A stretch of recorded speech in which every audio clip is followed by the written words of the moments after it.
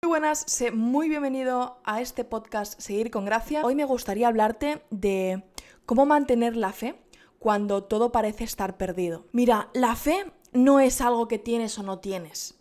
Es algo que eliges aun cuando no entiendes absolutamente nada. A veces la vida se detiene y todo parece romperse. Un día estás haciendo planes, estás organizando 3 viajes y de repente todo se para, todo se derrumba y te caes. Eso me pasó a mí hace casi un año, el 6 de diciembre de 2024, que me caí y me hice una fractura bastante grave de tobillo, que por aquí arriba te dejo el vídeo donde explico todo el proceso. Y hoy me gustaría hablarte en particular de la fe. La fe es algo muy personal, es algo de carácter muy introspectivo, pero creo que es importante, como católica, como practicante y como joven que soy, transmitirte todo lo que he aprendido cuando todo se para, cuando todo se derrumba y te mantienes confiando en el Señor y confiando en Jesús. Mira, cuando todo se rompe, lo primero que queremos hacer es tapar el dolor.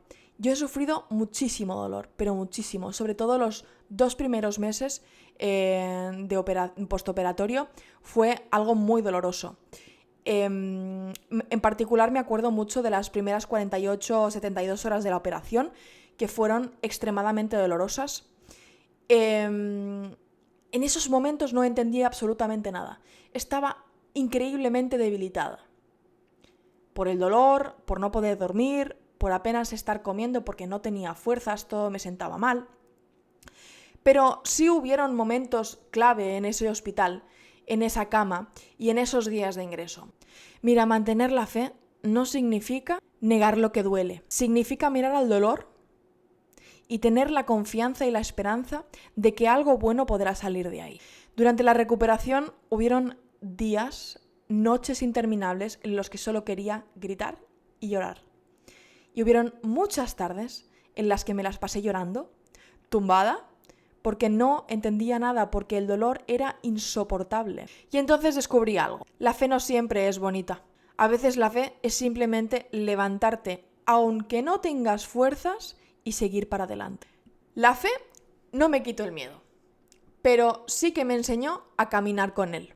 Y eso ya en sí mismo es un milagro, créeme. Hubieron noches interminables, como te digo, noches de muchísimo dolor, noches en las que igual me iba a dormir a las 10:30, 11 de la noche y a las 3 ya estaba despierta y no podía lograr conciliar el sueño el resto de la noche porque el dolor era tan intenso que era incapaz de poder descansar. Eso mella porque el hecho de no dormir es bastante complicado a nivel físico y a nivel mental. Entonces, en esas noches, muchas noches, lo que hacía era llorar. Llorar y preguntarle a Jesús por qué. Y entre los llantos le preguntaba, Señor, ¿por qué a mí? Señor, ¿por qué a mí? Jesús, ¿por qué me estás haciendo esto? Porque yo no lo entendía y estaba enfadada con él, y se lo decía. Y el poder de la fe es ese, es tener la confianza de mirar al Señor y decirle, estoy enfadada contigo porque no te estoy entendiendo, no estoy entendiendo el propósito de esta catastrófica caída, el propósito de esta catastrófica recuperación. Pero aún así, me mantenía en la fe.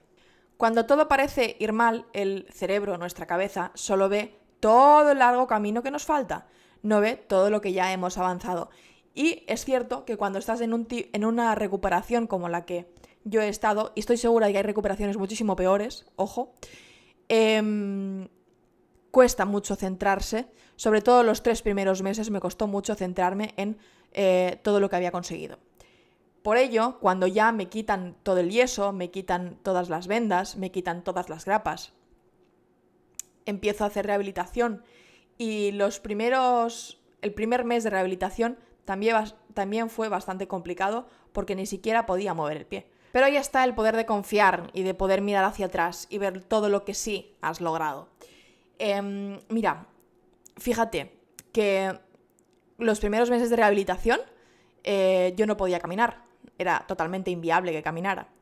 ¿Y qué fue lo que pasó? Que empecé a movilizar el pie de forma muy lenta, muy progresiva, pero solo lo podía mover unos grados para adelante y para atrás.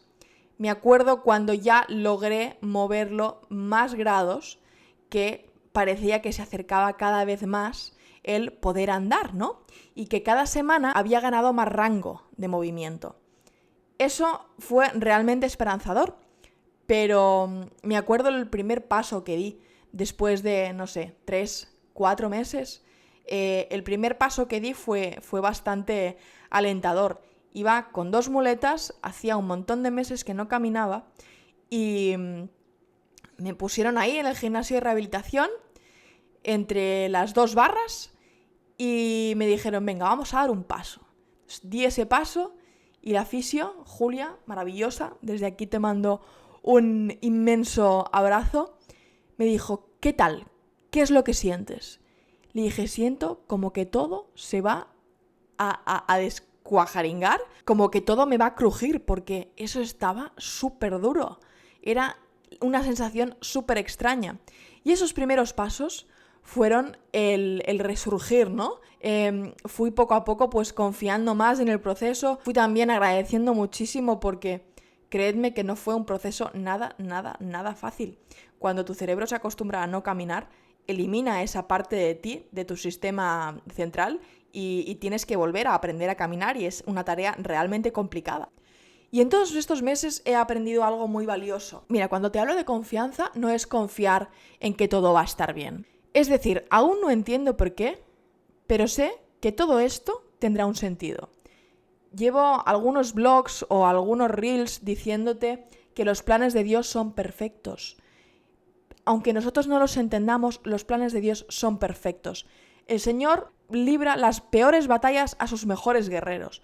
Yo sé que después de todo esto que estoy batallando,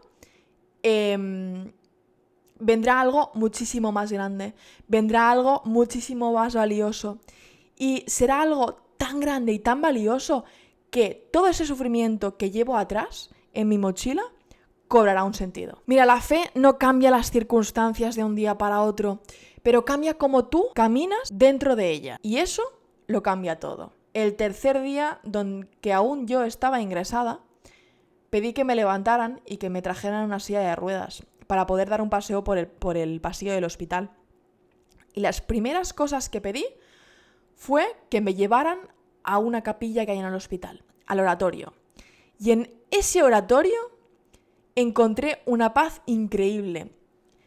¿Por qué? Te preguntarás. Porque en ese momento estaba dándole las gracias a Dios de que la operación hubiera salido bien, de que mi recuperación fuera como tuviera que ser, pero que fuera bien. En ese momento en el que yo me rindo ante el Señor es cuando también, con toda mi familia detrás, se crea una unión familiar. Bastante bonito.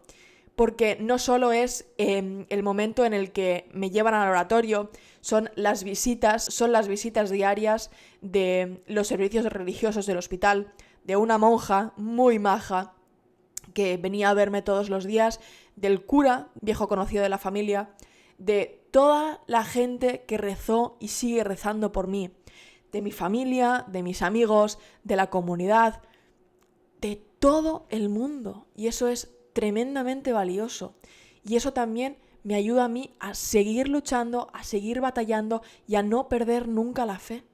Mira, si estás escuchando esto y sientes que estás en medio del caos, quiero decirte algo. No tienes que tenerlo todo claro. No tienes que ser fuerte todo el tiempo. Solo tienes que seguir con gracia. La fe no siempre se ve. A veces es invisible, es silenciosa. La fe está en tu respiración, en los silencios, en los miles de pasos que das para llegar a tu objetivo, habiéndote caído 900 veces y levantarte otras 900 más. Gracias por acompañarme en este capítulo de Seguir con Gracia. Espero que este capítulo te haya servido de algo para reflexionar, para animarte. Si te ayudo, compártelo con alguien que necesite un recordatorio de esperanza y recuerda que seguir con gracia no es no caer, es no rendirse al caer. Hasta el próximo episodio.